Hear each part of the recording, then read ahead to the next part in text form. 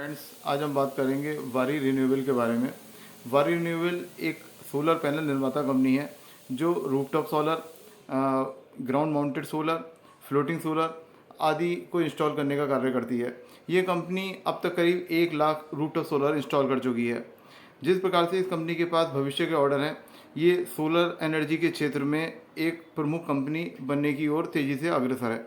अगर हम current market price पर इसके फंडामेंटल को चेक करें तो करंट मार्केट प्राइस पर इसका पी रेशियो 283 है, इसका ईपीएस इस समय 10 है, इसका आरओई 59 है तथा इसकी डेप्ट टू इक्विटी 0.3 है, यानी डेप्ट की वजह से फेलियर के चांसेस नहीं हैं।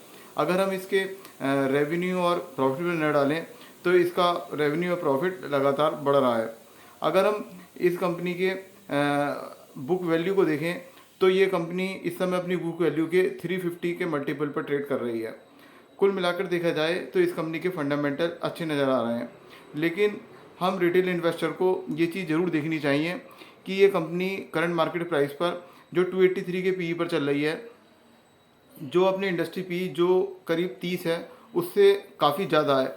यानी ये कंपनी पिछले काफ़ी टाइम से बराबर ओवर वैल्यूड की कैटेगरी में चल रही है और हम रिटेल इन्वेस्टर लगातार बराबर इसमें पैसा लगाते जा रहे हैं। जिस प्रकार से ये शेयर लगातार अपर सर्किट लगाते हुए ऊपर चढ़ा है, उसी हिसाब से ये किसी भी समय लोअर सर्किट लगाकर वापस नीचे की तरफ आ सकता है। अगर इतनी ओवर वैल्यूड कंपनी में पैसे लगाने के बाद भी आपके पैसे बन गए हैं और आप प्रॉफिट में हैं, तो ये मान के चलिए कि इतनी ओवर वैल्यूड कंपनी में आपके पैसे 100 में से केवल एक ही बार बनेंगे। 99 बार या तो आप लॉस में बाहर निकलेंगे या अपना पैसा एक लंबे टाइम के लिए ब्लॉक कर देंगे। ये हम रिटेल इन्वेस्टर को हमेशा ध्यान रखना चाहिए कि किसी भी कंपनी के फंडामेंटल चेक करने के साथ साथ जो कंपनी का उस समय करंट लेवल चल रहा है, उस करंट लेवल पर हम उसका पी रेशियो अवश्य चेक करें और उस पी रेशियो को उसके इंडस्ट्री पी से कंपैरिजन करें। अगर उसका पी रेशियो उसके इंडस्ट्री पी से काफ़ी ज़्यादा चल रहा है तो उसमें हम पैसा लगाने से बचें, क्योंकि ऐसा करने पर हम 1 या 2 बार तो पैसे बना सकते हैं, लेकिन बाकी 10-12 बार हम बराबर लॉस में ही बाहर निकलेंगे। इसी प्रकार अगर हम इसी सेक्टर की दूसरी कंपनी टाटा पावर पर नजर डालें, जिसका शेयर इस समय करीब 450 के रेट पे चल रहा है और इसका पी रेशियो 38 है और इसकी बुक वैल्यू के हिसाब से ये शेयर अपनी बुक वैल्यू के करीब 7 के मल्टीपल पर ट्रेड कर रहा है। इसमें अगर हम पैसे लगाते हैं टाटा पावर में तो ऐसा नहीं है कि हमें हमारा इसमें रिटर्न नहीं बनेगा, रिटर्न इसमें भी बनेगा, लेकिन हमारा इसमें रिटर्न सेफ सुरक्षित तरीके से बनेगा और बगैर रिस्क के बनेगा।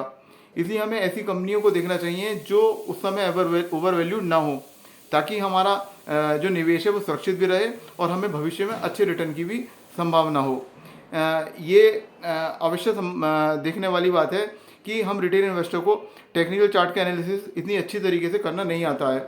हम किसी भी शेयर के टेक्निकल चार्ट पर उसके सपोर्ट और उसके रेजिस्टेंस को इतनी आसानी से फाइंड नहीं कर पाते, लेकिन इसमें कोई घबराने का मैटर नहीं है, क्योंकि अगर हम टेक्निकल चार्ट को हम अच्छी तरीके से समझ भी नहीं पा रहे हैं तो जिस भी डीमैट अकाउंट में हम काम कर रहे हैं, ट्रेडिंग कर रहे हैं, उस डीमैट अकाउंट में हम उस कंपनी के फंडामेंटल को चेक करके हम आसानी से निवेश करने का सही निर्णय ले सकते हैं।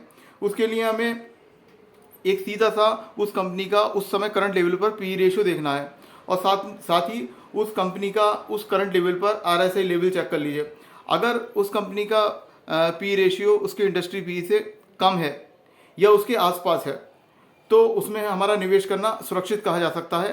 साथ ही हम उसके अदर फंडामेंटल भी चेक करें।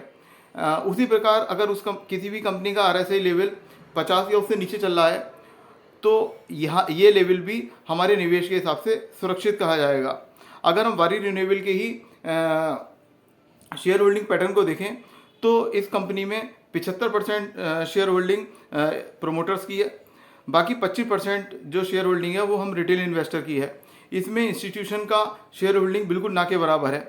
इसी बात से आप एक अंदाज़ा लगा सकते हैं कि इसमें निवेश करना पिछले काफ़ी टाइम से कितना रिस्की है और हम रिटेल इन्वेस्टर इसमें ब्लाइंडली इन्वेस्ट किए जा रहे हैं। जिन लोगों ने इसमें पैसा बना लिया है तो well and good, by luck अच्छी बात है, उनका पैसा बन गया है, लेकिन ऐसा हर बार नहीं होगा। इसलिए हम किसी भी शेयर में निवेश करने से पहले हम उस कंपनी के फंडामेंटल के साथ साथ उस कंपनी की वैल्यूएशन जरूर चेक करें कि उस कंपनी की वैल्यूएशन उस लेवल पर पैसे लगाने के लिए उस लेवल पर कितना रिस्क उसमें इन्वॉल्व है। अगर हम इस फैक्टर को नहीं देखेंगे तो हम 100 में से 99 बार अपने पैसों को एक लंबे टाइम के लिए ज़रूर ब्लॉक कर लेंगे।